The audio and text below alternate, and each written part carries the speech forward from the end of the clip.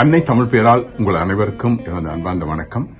மீண்டும் இந்த நிகழ்ச்சியிலே உங்களை சந்திப்பதில் மகிழ்ச்சி. கடந்த முறை நாங்கள் தொல்காப்பியத்தில் உள்ள சில மருத்துவத்தோடு தொடர்புடைய விவரங்களை பற்றி பார்த்தோம்.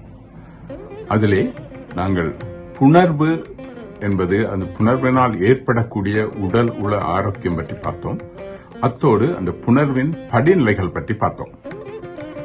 இந்த புணர்வின் படிநிலைகள் சார்ந்த சில குறைபாடுகளும் இருக்கின்றன அல்லது நோய்களும் உள்ளன.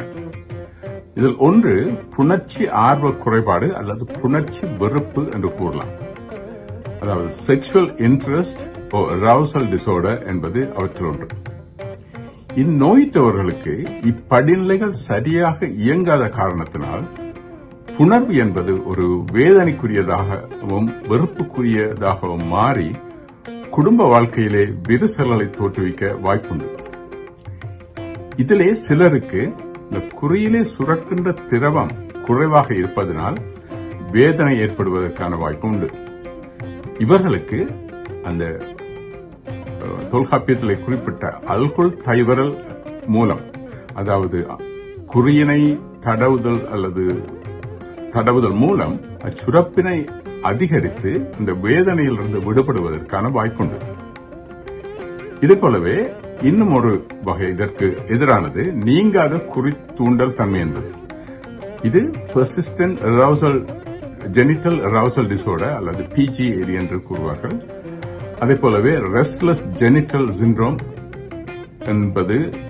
என்றும் கூறுவதுண்டு.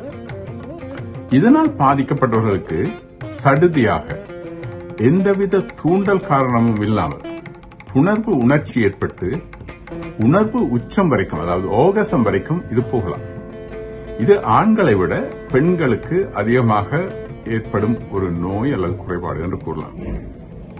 இதனை நாங்கள் அதீத பாலுணர்வு தன்மை என்ற இன்னும் ஒன்று, அதாவது ஹைப்பர் செக்சுவாலிட்டி என்பதுடன் என்று தவறாக நாங்கள் புரிந்து கொள்ளக்கூடாது. ஏனென்றால் அந்த அதீத பாலுணர்வு தன்மை என்பது பால் உணர்வோடு ஒட்டிய சிந்தனைகள் கட்டுப்பாடின்றி அடிக்கடி ஏற்படுவதை அல்லது அவ்வாறான பாலியல் உணர்வுகளை வெளிப்படுத்தும் செயல்களை கட்டுப்படுத்த முடியாத ஒரு தன்மையை குறிக்கும். இவற்றை பற்றி நான் இங்கு குறிப்பிடுவதற்கு காரணம், சிலரை நாங்கள் இவ்வாறு இதன் குறைபாடுகளினால் பாதிக்கப்பட்டவர்களை நாங்கள் சில சமயங்களில் தவறாக அடையாளம் கண்டு அவர்களை நடத்தை கட்டவர்கள் என்று முத்திரை குத்துவதற்கும் வாய்ப்பு இருக்கின்றது. அவர்கள் அதை நாங்கள் மகிழ்ச்சியோடு அதை செய்கிறார்கள் என்ற அர்த்தமல்ல. அவர்கள் அதிலிருந்து உண்மையிலேயே சில சமயங்களில் விடுபட முடியாமல் திணறிக்கொண்டு ஒரு தங்களுக்குள்ளே ஒரு வெறுப்புணர்ச்சியை வளர்த்து கொண்டு இருப்பவர்களும் இருக்கின்றார்கள்.